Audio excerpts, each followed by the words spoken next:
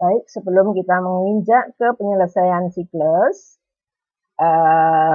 sebagaimana yang sudah kita pelajari, semua ayat jurnal itu diposting ke akun terkait, termasuk di dalamnya ayat jurnal penyesuaian. Maka akun-akun yang disesuaikan pada ayat jurnal harus diposting ke akun terkait. Kita lihat contoh di halaman 27 yang sudah kita bahas kemarin. Untuk penyesuaian yang pertama, beban perlengkapan di debit, perlengkapan di kredit 3 juta. Nah, dari ayat jurnal penyesuaian itu kita posting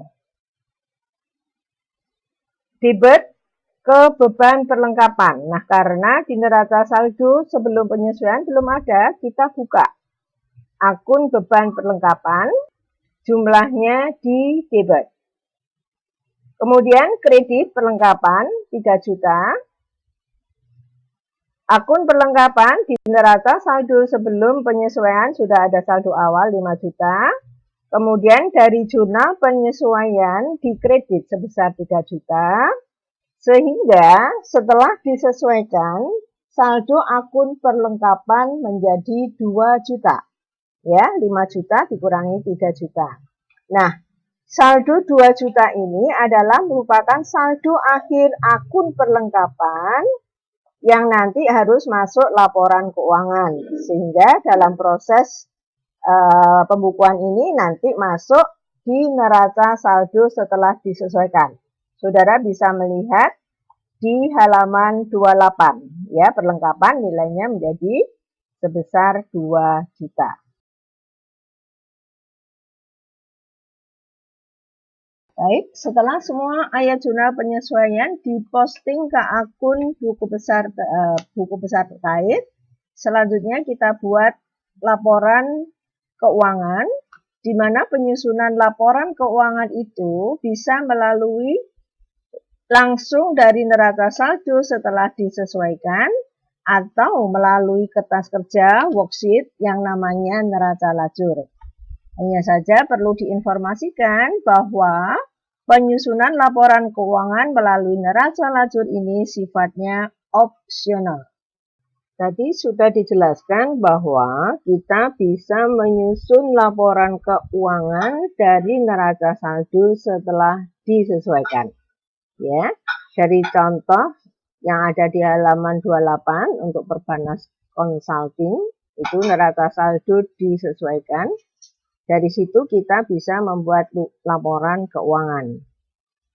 Jangan lupa, seperti yang sudah pernah saudara pelajari sebelumnya, laporan keuangan pertama yang dibuat adalah laporan laba rugi.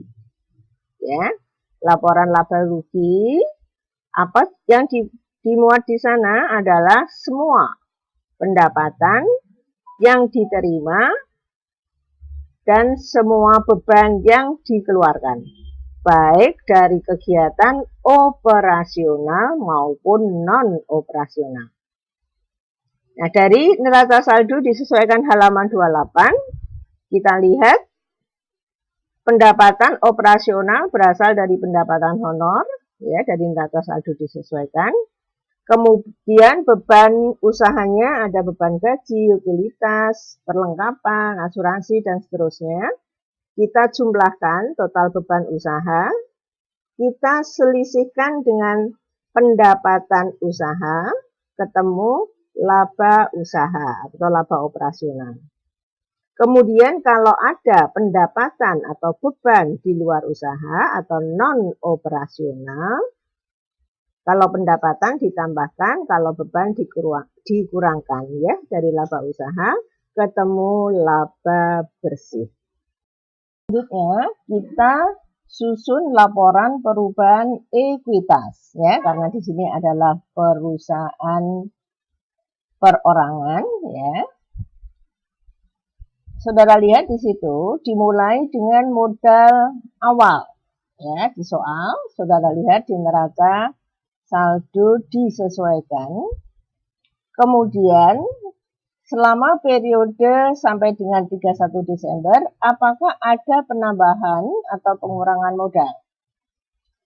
Dari laporan laba rugi diperoleh laba bersih 29.500.000. Nah, karena laba maka akan menambah. Seandainya rugi itu akan mengurangi, diberi tanda kurung ya. Kemudian selama periode yang bersangkutan, Tuan X juga melakukan penarikan pribadi, privat ya.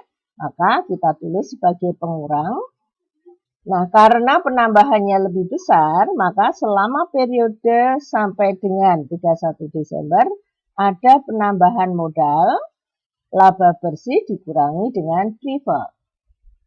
Kita tambahkan dengan modal awal, ketemu modal per tanggal 31 Desember, atau saudara bisa menulis dengan modal akhir 127 juta.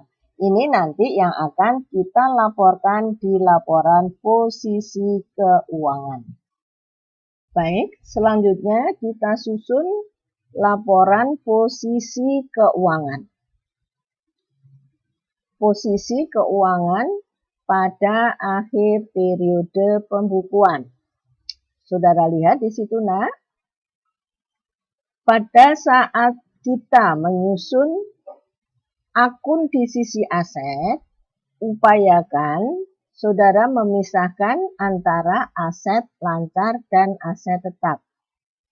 Kemudian, untuk akun-akun yang masuk kelompok liabilitas, upayakan dipisahkan antara liabilitas yang jangka pendek sama yang jangka panjang.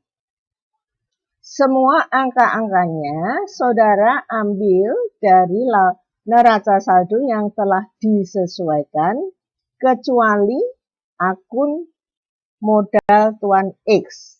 Itu kita ambil dari laporan perubahan ekuitas. Ketemu modal akhir tadi ya, 120 juta.